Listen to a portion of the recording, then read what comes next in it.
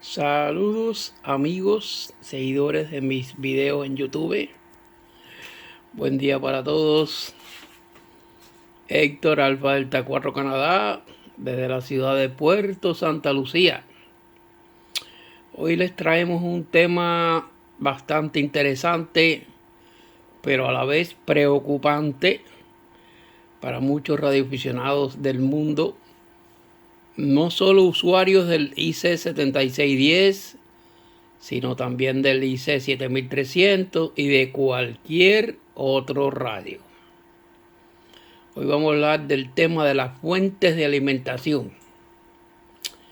Existen dos tipos de fuentes de alimentación, como ustedes conocen: las fuentes modernas por conmutación, que al principio algunas generaban ruido. Ya prácticamente ese defecto ha sido eliminado en casi todas. Son fuentes seguras, estables, con muy poquitas o casi ninguna probabilidad de dañarse.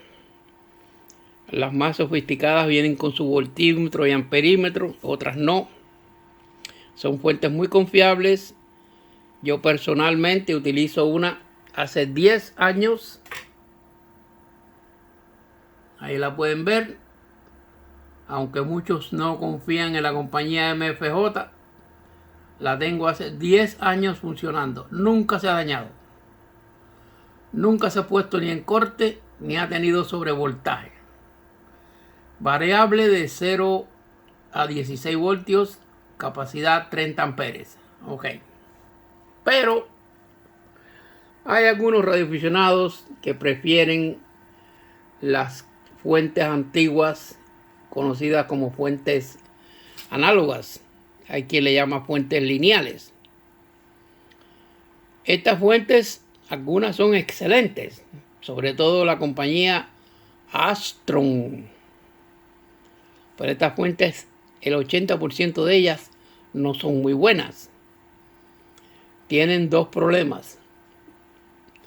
Uno, la calidad de los transistores serie, los grandes que se montan en el disipador de temperatura, ya sean 4, ya sean 6, ya sean 8.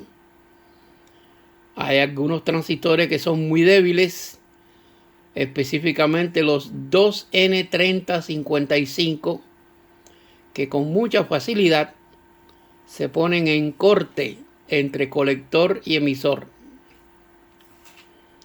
Para los que no conocen de electrónica, esos transistores series reciben a la entrada por el colector el voltaje que está presente en el capacitor electrolítico principal, que tiene un valor grande de varios miles de microfaradios a unos 30 a 35 voltios. Ese voltaje que viene de la salida del puente de diodos y del transformador generalmente está entre 24 y 30 voltios. Si uno de los transistores que está en el disipador de temperatura de atrás se pone en corte, con uno solo que se ponga en corte, como todos están conectados en paralelo, ¿qué va a suceder? Que todo el voltaje de entrada va a estar presente en la salida. Si la fuente no tiene circuito de protección sobre voltaje, conocido como crossbar, y yo les puedo decir que la mayoría de las fuentes hoy día, con excepción de las Astron, no tienen ese circuito, el radio que esté conectado a la salida estará expuesto por unos segundos o quizás por menos de un voltaje letal y peligroso que va a causar una destrucción bastante grande. Y en muchos casos ya será irreparable. ¿Ok? Otro problema que adolecen estas fuentes de alimentación lineales o análogas es que el regulador de voltaje, que no es más que un amplificador de corriente directa con 3 o 4 transistores, pero que también emplea un circuito integrado del tipo LM723.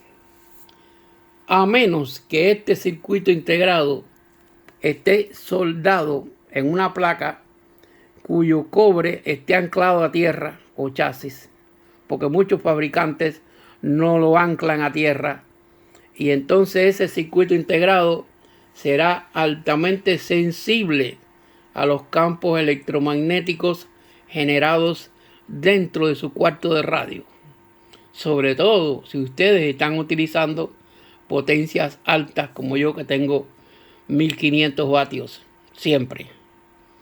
Cuando esa pastilla de circuito integrado detecta ese campo electromagnético, se daña. Y esa pastilla, su función junto con los demás transistores de la tarjeta regular, es inyectar a la base de los transistores serie que están en el disipador, para que a la vez este produzca la regulación saliendo por el emisor. Si esta pastilla se daña, todo el voltaje también que viene del puente diodo y el capacitor grande será inyectado con exceso a la base. Y recuerden que es un transistor de silicio, la caída de tensión entre un elemento y otro, en este caso entre base y emisor, es de 0.7 voltios. Si esa pastilla va a producir de entre 20 y 30 voltios, vamos a tener casi el mismo voltaje a la salida, y también el resultado se da nocivo, muy desastroso, muy destructivo para el radio que esté conectado a esa fuente. ¿Qué tenemos que hacer en caso que tengamos estas fuentes que no están muy bien construidas? Bueno, vamos a mostrarle hoy una solución muy rápida, muy sencilla y muy barata de construir. Aquí les tengo en el monitor de mi computadora un circuito esquemático que yo mismo hice y una cajita que no la hice yo, pero un amigo ya la hizo y tiene su IC7300 conectado a esa cajita. Vamos a verlo.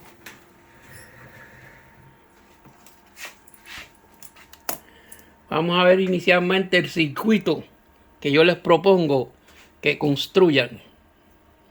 Esta es su fuente de alimentación, negativo y positivo. El negativo lo van a llevar directo al radio. El positivo lo van a pasar a través de un fusible de 25 amperes. Si el radio es de 100 watts, va a consumir alrededor de 20 amperes. Si el radio es de 10 o 15 watts, bueno, ese fusible lo pone de 20. A la salida, en paralelo entre el positivo y el negativo, van a poner un diodo TWS, Transient Voltage Suppressor, que son las letras supresor de voltaje transiente. ¿Ok? ¿Qué hace ese diodo?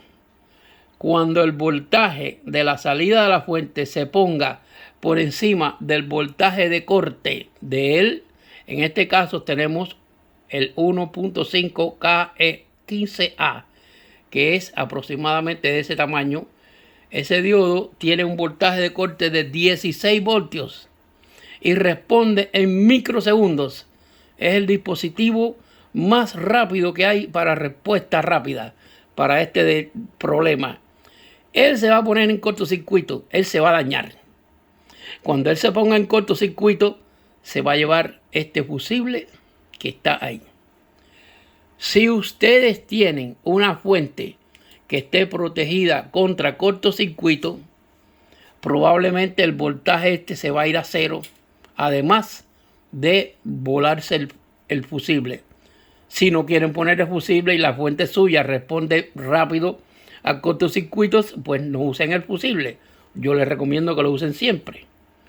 El diodo se va a dañar y el fusible se va a dañar.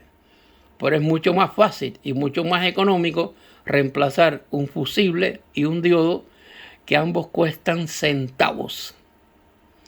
Tanto en China como en Estados Unidos se venden esos diodos por menos de $1.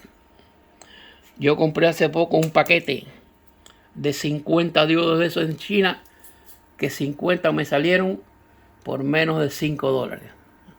¿Ok? Ahora, eso lo pueden construir de esta forma. Muy fácil. Se consigue en una cajita PVC y aquí montan una tira de terminales. Estos son los dos cables que vienen del radio. El cable de alimentación de fábrica del radio. lo ponen ahí. Y este cable es el que va hacia la fuente de alimentación. Positivo directo, también negativo directo. Y el positivo a través de un fusible de los que le llaman de blade o de fusible de hoja. ¿Ok? Y el diodo en paralelo. Después se buscan la tapita. Ahí se las muestro sin la tapita. Cierran su caja. Y ya su fuente de alimentación queda totalmente protegida. Por si hay una subida de voltaje. Porque se pongan en cortocircuito algunos de los transistores 2N3055. O el circuito integrado se dañó por los campos electromagnéticos en su estación. No olviden esto, señores. Es muy importante. Y es muy doloroso perder un radio en simplemente un segundo. En el caso del 7300 y del 7610, ICOM, previendo esta situación, les instala de fábrica adentro. También tienen un diodo TBS y un fusible de 4 amperes. Dado el caso de que esto suceda, se va a dañar estas dos piezas. Pero hay que abrir el radio. Si el radio está fuera de garantía, lo tienen que hacer ustedes. Si está dentro de garantía, ICOM se lo va a reemplazar gratis. Pero es mejor reparar afuera que no tener que abrir el radio. Y además, el diodo TBS que está montado dentro de esos ICOMs es de tecnología de superficie, SMD. Y no todos tienen la facilidad manual para desoldar componentes, incluyendo que cerca del diodo hay otros componentes. A mí, yo quiero decirles que si fuera yo, me cae muy mal tener que abrir el radio para cambiar esos dos componentes, cuando ustedes lo pueden cambiar afuera en la cajita. Me parece que es más sencillo, más rápido, y no hace falta tener mucha habilidad electrónica para cambiar el diodo y el fusible que ustedes pusieron dentro de la cajita. Eso es todo. Gracias por ver el video. Los espero en el próximo.